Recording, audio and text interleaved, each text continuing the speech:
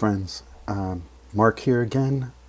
This time I'm in my glorious basement, which is my workspace, and I wanted to start a new book, again by a Wisconsin author. And by Wisconsin author, I just mean somebody that spent a significant amount of time in Wisconsin, but may not be living here now. This book is called Occupied Territory, Policing Black Chicago from Red Summer to Black Power by Simon Balto. Here we go. I have a sense that I'm going to run into words that I don't necessarily have definitions for.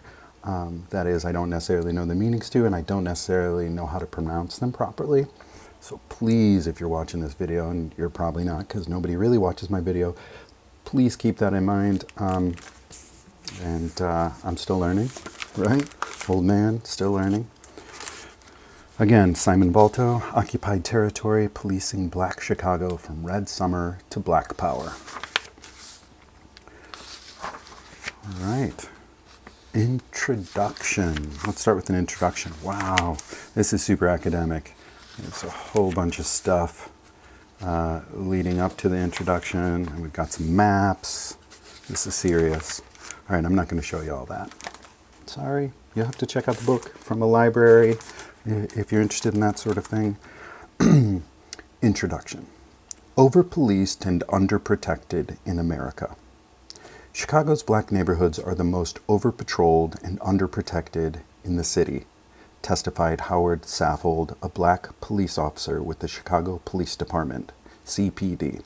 An assemblage of community members, experts, and activists looked on from their seats inside the Everett Dirksen Federal Building in downtown Chicago.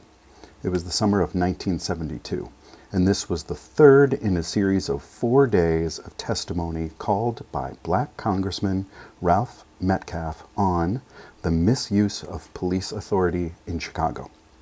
The first two had been devoted to community member stories, those who had been beaten and harassed, whose family members had been killed, who had been called black motherfuckers, wetbacks, and niggers. The hearing's third day was turned over to comment from experts on the police department like Howard Saffold, a black man, concerned citizen, and CPD patrolman. Saffold was also president of the Afro-American Patrolmen's League, an organization of black CPD officers who, seeing the department as a white racist institution, hoped to bend it towards some measure of functionality for black citizens.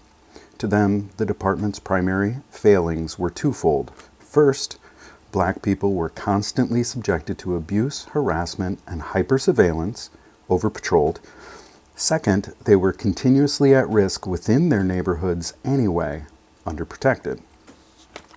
The black neighborhoods that Saffold talked about were suffering badly from neglect and violence. As the byproduct of numerous socioeconomic and political processes, and as the more intentional result of others, Chicago was roughly as segregated a place as one might find in America. The Dirksen building, where Saffold testified, sat only 5 miles north of the heart of the black South Side, and even closer to the largest concentration of black communities on the West Side.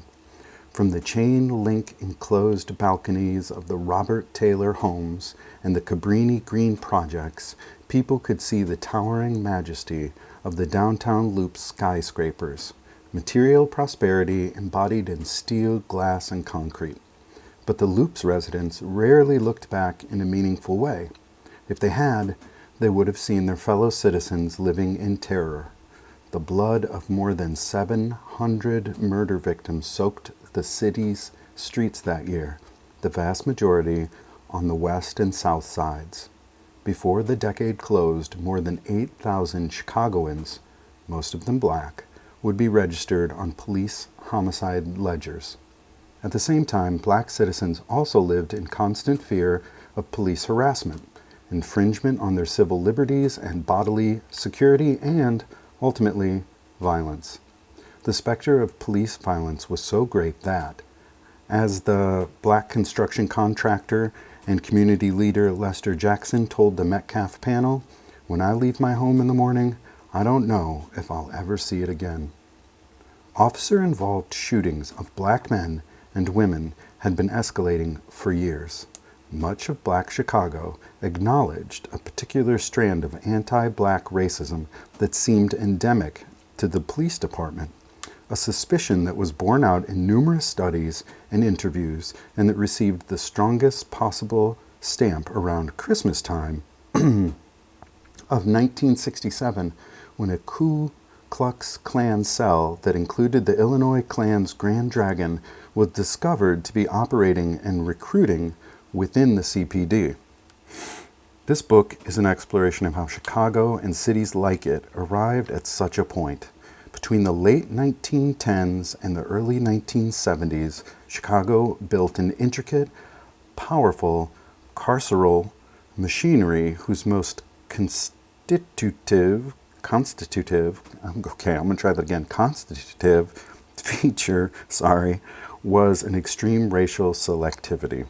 Within the cogs and wheels of that machinery, black communities increasingly became both over-patrolled and under-protected and faced harassment, violence, and neglect from the police department that their taxes helped fund. The city's power structure consistently ignored, sidestepped, or crushed black critiques of these realities. The rest of the city generally looked on without offering much comment.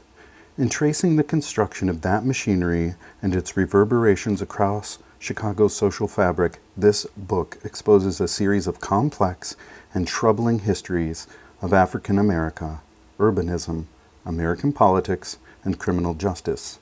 As it does, it raises challenging questions about the nature of America's idiosyncratic sense of justice, about its racialized political system, and about the enduring consequences involved in circumscribing the access that certain people have to the political community's levers of power. Most foundationally, in this book, I argue that it is impossible to understand the racialized waging of the late 20th century wars on crime and drugs without reckoning with the shifting nature of local level policing in the decades before. Much comment has been made, and rightly so, in recent years about the punitive turn in American politics in the late decades of the last century and the effects of that turn. This is a matter of critical importance to everyone who lives in the United States, and so the main points are worth reiterating.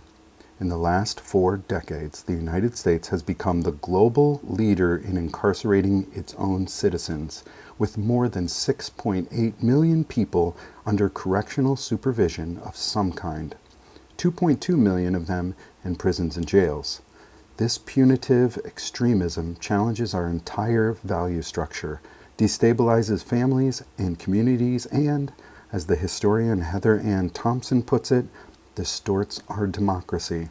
It also assaults black and brown communities with a particular aggressiveness. As of this writing, black-white incarceration disparities sit at roughly 5.1 to 1 nationally, reaching past 11.1 in some states, and have climbed close to 9 to 1 in Illinois, thanks mostly to the imprisonment of black Chicagoans. The divide between our country's demographics and the reality of our criminal justice system is, in fact, so yawning that the racialized nature of mass incarceration has assumed the moniker of the new Jim Crow. Sociologists, policy analysts, legal scholars, and historians have dramatically expanded our understanding of America's path to this point.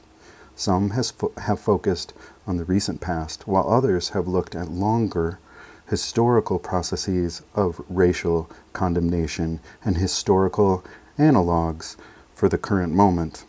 Collectively, this scholarship has done much to reorient our understanding of American punishment and expose the processes driving America's prison boom. At its best, it has pushed and broken the boxes in which we consider the ideological, temporal, and racialized genesis of mass incarceration. This book joins that conversation, but my concern lies less with telling or reinforcing a broad story of mass incarceration's birth and consequence than with seeking to explain why, when the tumorous growth of mass incarceration did begin to metastasize, it developed so suddenly as a full-blown instrument of racial repression. Telling that story involves different questions, different chronologies, and a different focus. This is an intensely local book. The processes at play here have national implications, and they almost certainly have distinct analogs in most other major American cities. Much of the mass incarceration literature has tended to prioritize federal or state policies over the local context. There are some notable exceptions, especially the work of Ruth Wilson Gilmore, Kelly Little Hernandez, and Max Felker Cantor. But all these scholars focus on Los Angeles, and none of them focuses specifically on the intersection of policing and anti-blackness in a way that spans America's pre- and post-World War II years. By contrast, this is a book about a particular city, police force, and community historically and over the span of multiple generations. The local context here is essential. The ways that people experience their daily lives, the manner in which they feel served or abused by police within the particularly quotidian contexts of the everyday, these things matter. Police are, for citizens, the most visible agents of the American criminal justice system, if not of the state itself. They are, first and foremost, and by occupational definition, the front line of whatever criminal justice initiatives politicians and policymakers decide to push. Regardless of the broad policy at work, virtually all citizen interactions with that system begin with the same basic step: an encounter between a police officer or officers and a citizen or citizens. And officers are always operating within a particular context. Both their own influence and the influences that shape their actions are, above all else, localized. Without question, federal policies have had significant effects on the contours of policing and the resources available to police departments. But those federal policies are filtered through local networks and play out in different ways depending on the context. More pointedly, those local contexts are not just blank canvases. They also contain their own powers and privileges and ideas. Ones deeply rooted in neighborhood and city-level dynamics and profoundly shaped by class, gender, and above all else, race. This book is a history of those powers and privileges, of how they have operated, and of those they have disadvantaged. Contrary to traditional approaches, in many of the studies of mass incarceration, it takes the wars on crime and drugs and state-level laws of comparable significance as relative analytic endpoints rather than launching pads. Shifting from the national and state level to the local, it takes seriously the ways that policing changed, why it changed, and how it became increasingly racialized in the early and middle parts of the 20th century. Among its most critical conclusions is this: in terms of the mechanisms and strategies of policing on the ground in urban America, neither the war on crime nor the war on drugs actually constituted dramatic reinventions of the wheel. Completely independent of these wars, the local level policing apparatus became thoroughly racialized, profoundly discriminatory, and deeply punitive. No larger policies were required to make this happen. Consider, by way of example, the CPD in the year 1970. The War on Crime Central Agency, the Law Enforcement Assistance Administration, had begun channeling funds to police departments across the country, but did so in comparatively meager ways. In Chicago that year, for example, LEAA funds only made up, at most, about 1% of the CPD's annual budget. And yet, nearly every identifiable component of today's policing apparatus was already in evidence in some form or another on Chicago's Black, South, and West sides. Contrary to assumptions about the growth of police departments as measured in the number of officers in its employ, Chicago's police force was actually larger than it is today. Meanwhile, in the 50 years prior, which constitute the core of the study, its size had grown more than 260%, at rates 10 times greater than the growth rate of the overall population. Black people had always faced disproportionate rates of arrest in comparison to their white neighbors, but now, for the better part of a decade, the disproportion had become so bloated that even the raw totals of black arrests were substantially higher than white ones, the gap growing further apart each year.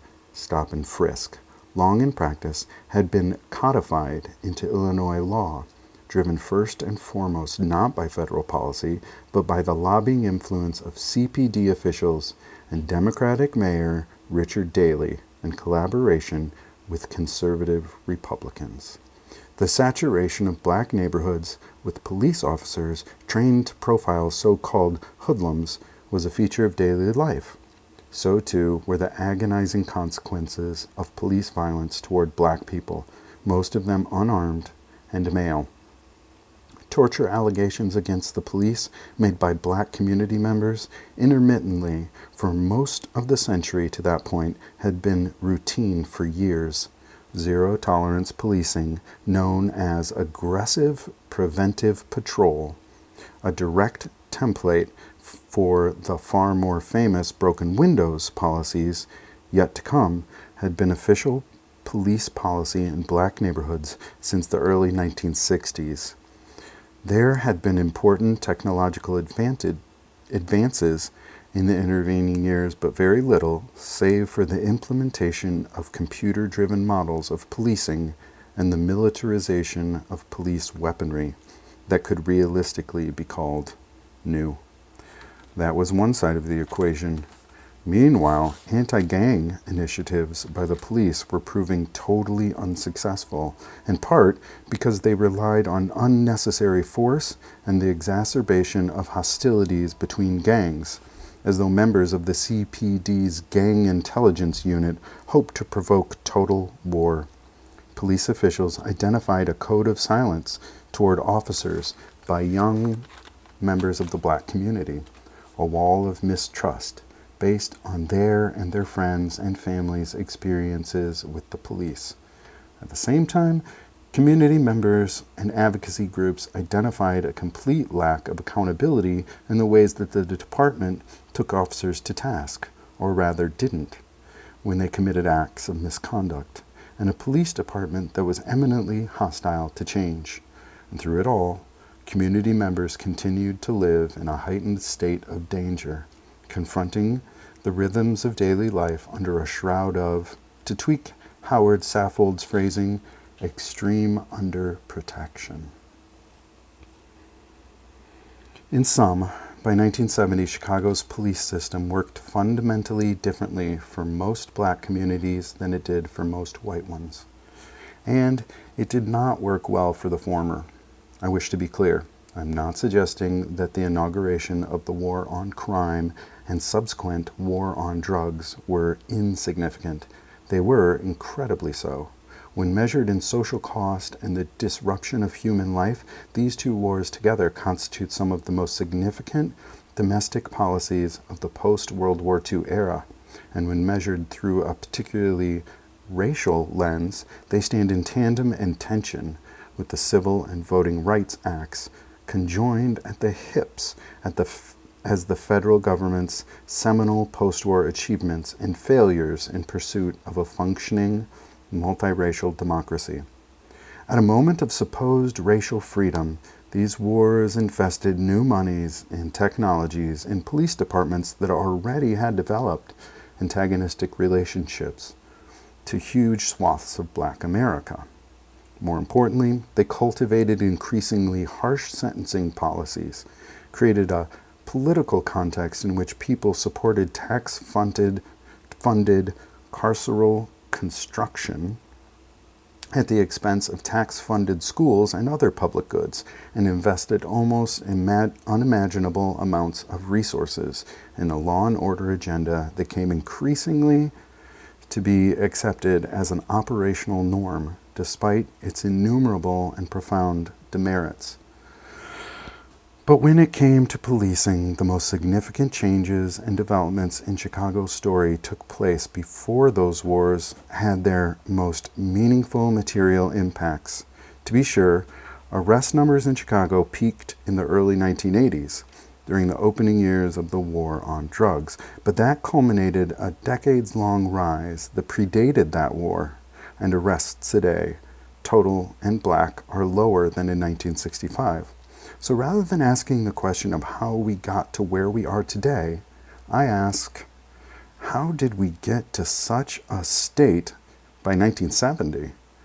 This is the guiding question precisely because it is where we should look if we wish to understand mass incarceration's monstrously racialized birth, to understand why mass incarceration is still today as black as it is, and to understand the present state of relationships between the police and African American communities across the country. This book takes its title from James Baldwin, the great black essayist and novelist, and from his essay, A Report from Occupied Territory, written for The Nation in July of 1966. Baldwin wrote from Harlem, and ostensibly in reflection on Truman Nelson's accounting, published as The Torture of Mothers, of the Harlem Six. 6 young black men targeted by New York police and erroneously arrested in the murder of a white Hungarian immigrant woman. But that was, in many ways, backdrop.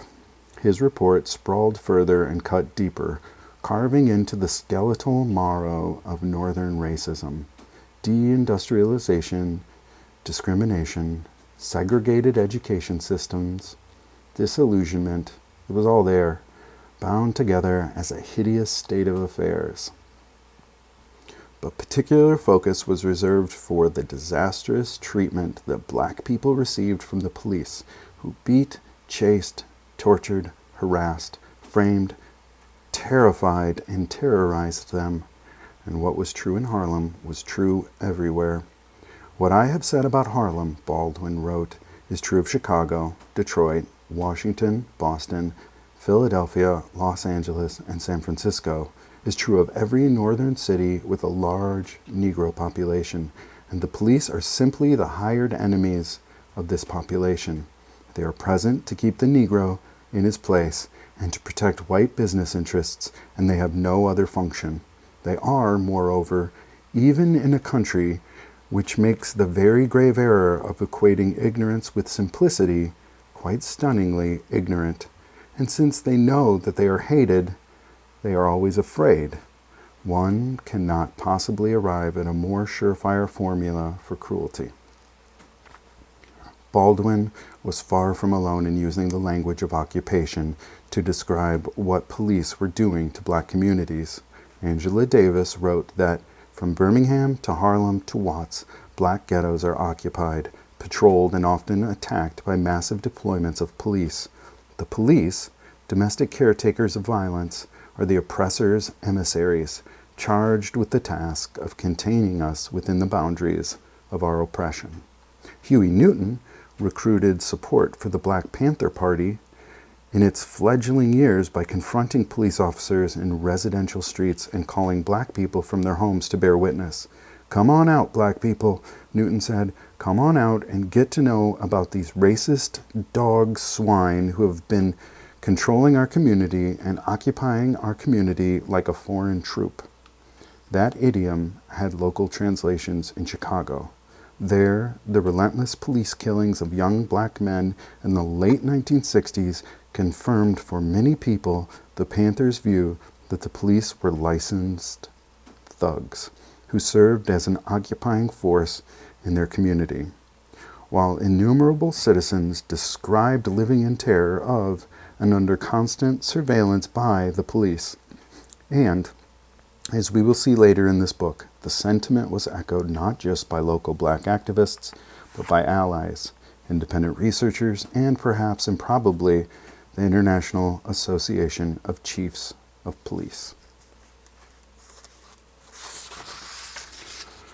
Meanwhile, American cities were going up in flames. Through much of the 1960s, particularly its middle and latter portions, urban rebellions scorched the urban landscape, from Watts to Newark, Milwaukee to Houston, and what Peter Levy has termed the Great Uprising. A central catalyst in all of them was the actions of police officers, widely resented across huge sections of black inner cities for the consistent brutality, disrespect, surveillance, and harassment they directed toward black people, as well as for the inefficient services they rendered when black folks actually needed them. As the National Advisory Commission on Civil Disorders, commonly known as the Kerner Commission, famously put it, to some Negroes, police have come to symbolize white power, white racism, and white repression. And the fact is that many police do reflect and express these white attitudes. The atmosphere of hostility and cynicism is reinforced by a widespread belief among Negroes in the existence of police brutality and in a double standard of justice and protection, one for Negroes and one for whites. All these dynamics were deeply shaped by the derogation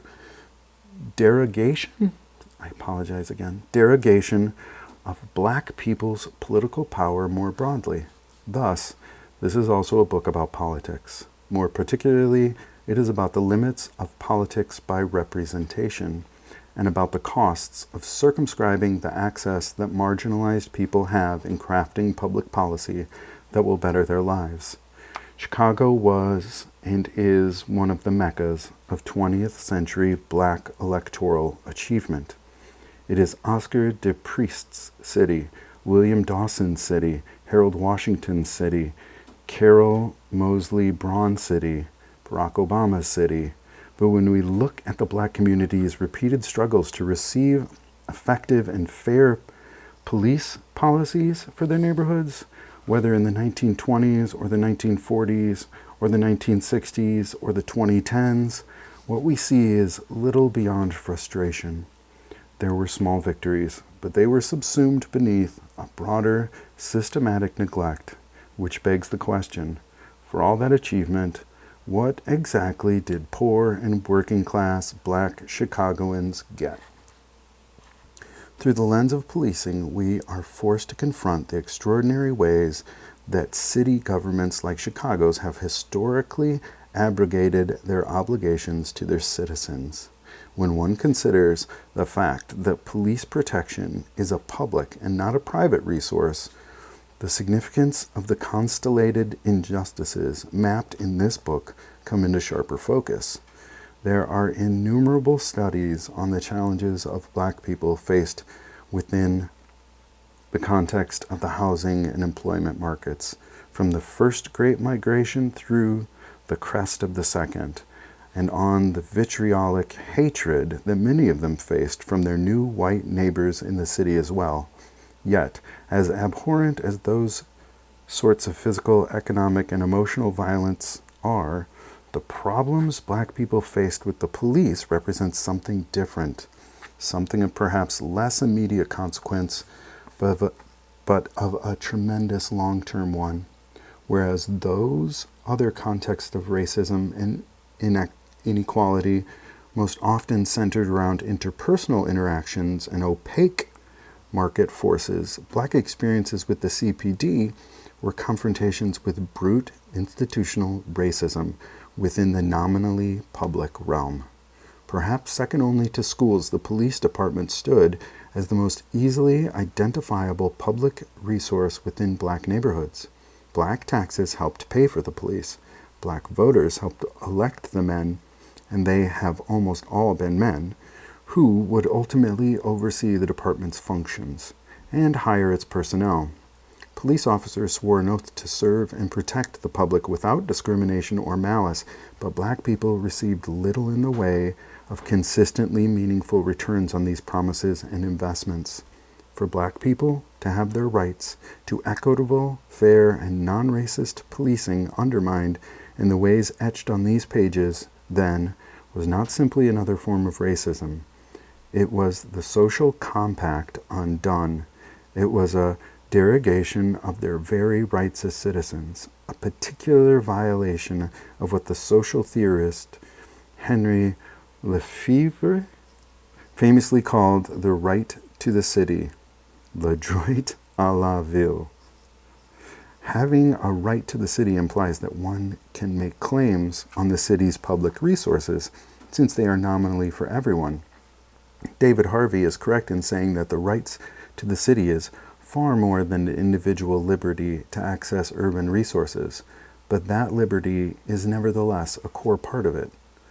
Black people saw this right removed when it applied to the police, a fact that lay bare their circumscribed access to the public infrastructure generally, and to one of its key precepts, safety, more particularly.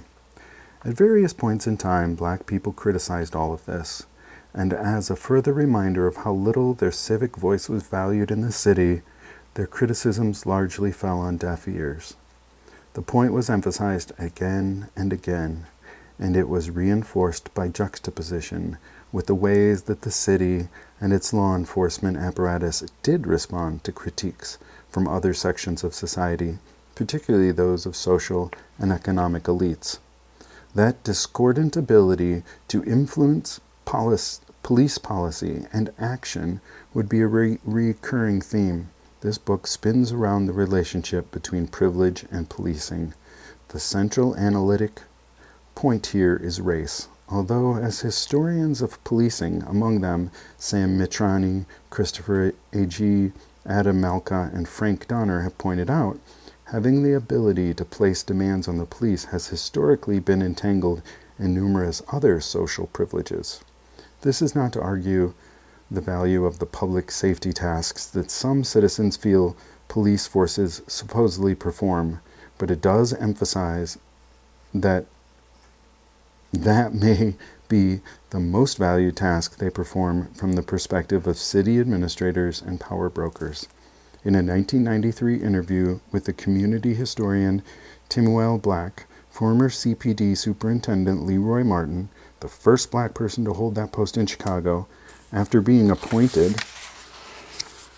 by Harold Washington in 1987, was asked to boil down the essence of police work. What police work does, all over the nation, he replied, is to try to protect the city's economic interests. Putting it differently, he argued that police work was basically just trying to contain the problems that occur in a geographical area, trying to make sure that the parts of the city that work continue to work, and in those parts that don't work, trying to keep the level of violence down and under control. That's basically it, if you want to really boil it down. Most public officials aren't so forthcoming about this fact, but that doesn't make the evidence any less clear. The relationship between people's social privilege, racial, economic, or both, and the responsiveness of the police to their demands has been clear from the beginning. Indeed, as the prologue that follows demonstrates, the very origins of the CPD itself lie not in broad and generalized interests in public safety, but in the highly specific concerns of Chicago's most moneyed and elite, who sought to curtail immigrant leisure and contain worker radicalism. Many things have changed about police work since then, but the relationship between police prerogatives and privileged interests is not one of them. In the 19th century, the rockiest shoals on which citizens' rights vis-a-vis the police foundered were based on class and ethnicity, in that order. In the 20th century, those shoals were increasingly structured by race and class. What follows is the origin story of a racially repressive police system in an American city. This is, of course, but one piece of the puzzle in terms of understanding the repressions of the police and the criminal justice system more broadly. Every book, Viet Thanh Nguyen reminds us, has its margins, and I should be clear at the outset about what this ones are. For one thing, this book contains little in the way of gender analysis, and has little to say about how people's identities as cisgender men, cisgender women, and non-binary people shape their encounters with the police. For another, it has regrettably little to say about non-black communities that are also subject to police repression and neglect. The most notable group here would be Chicago's Puerto Rican population, which grew substantially in the post-war years, as well as Latinx and indigenous communities. Their experiences with the police deserve and demand their own studies, but they are beyond the scope of this book. For still another, this book has little to say about the experiences of police officers, other than when those experiences are immediately germane. This is mostly because I am interested in what this racialized policing system meant for black citizens and communities, rather than in what it meant for police officers themselves. It is also, however, because what I am reaching for here is not a rote documentation of individual officers' behavior, but an analysis of a system, the component parts of which are less discretely important. This book also has little to say about criminal courts, which, at least in the modern era, Nicole Gonzalez Van Cleve has effectively shown to be central sites of racialized punishment. Sentencing policies, prosecutors, prison construction, or any of the many other gears and cogs that collectively constitute the system. To change metaphors, we might think of the criminal justice system as a network of constellated stars, of which police policy and conduct are but one. What I try to do here is bring that one star into brighter focus, to look at it in a sustained way, animated by the belief that doing so helps us better see and understand the constellation as a whole. In doing so, I hope that we will think harder about how we want the society we live in to be structured, and question the ways that certain sections of our society privilege order for some over justice for all. I started researching what became this book long before Trayvon Martin and Michael Brown were shot dead in American streets, and activists took to those same streets in grief and righteous rage. At the time, the hashtags Black Lives Matter and Say Her Name did not exist, and the names of black people shot and killed by the police were not archived with their own personalized hashtags. This did not mean that black people, adults and children alike, were not being shot and killed by the police. Ever since the Black Lives Matter movement emerged to force a reckoning with the realities of police violence in the United States, however, when people have discovered what I research, they have routinely asked some variation of the same question: when did things get so bad? Readers may enter this book with the same question in mind, yet, however well-intentioned, embedded in the question is an assumption that things, meaning relationships between the police and black folks, were ever some approximation of fine. That isn't really true. To be sure, antagonisms and repressions have grown and ebbed and changed over time, but this book begins at the moment when Chicago began to absorb a critical mass of black people, and it is not a coincidence that that is also the moment at which a racially repressive police system began to take shape in that city. In other words, there is not a time in Chicago's history where the police was home to large percentages of black people, and in which they had a smoothly functioning relationship with the CPD. When people ask when things got bad, my sense is that they do so in the hope that, if things used to be better, they can somehow be returned to that better state. But to entertain such notions is an act of comfort-seeking, detached from historical reality. As the sociologist Alex Vitale has explained, we can't incrementally reform ourselves toward a functional and equitable police system, since the problem is policing itself. Or, as the historian and Black Studies scholar Kinga Yamata Taylor writes, Police violence is a part of the DNA of the United States.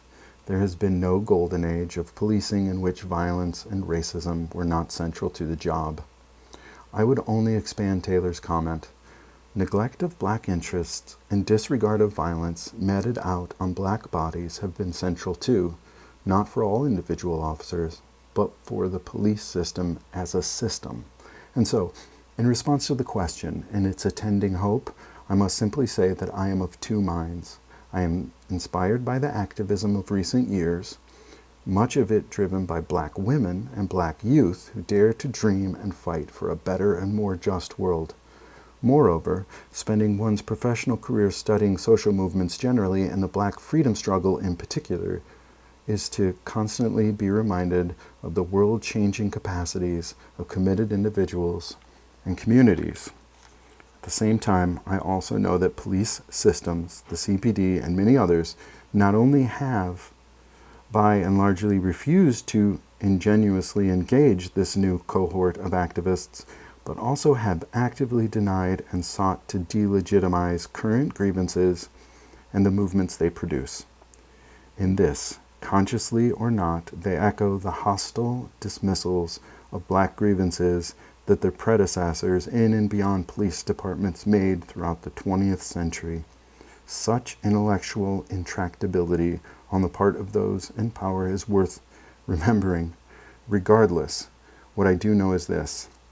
If we don't better understand the depth and genesis of these problems that plague us, we cannot fully engage the process of imagining where we want and need to go. With this book, I am reaching for such an understanding. That was an introduction. It was 41 minutes of an introduction. It was dense and deep, and there's a lot I didn't understand, and some things I mispronounced, which I apologize for. I'm going to go forward with it, because I understood enough to know that I should try and understand more. In the next reading, it'll be the prologue. And if the prologue is short enough, it's not. The next reading will just be the prologue. And then maybe after that, chapter 1. So if you stuck with me this long, good for you. And if not, I understand. All right, bye-bye.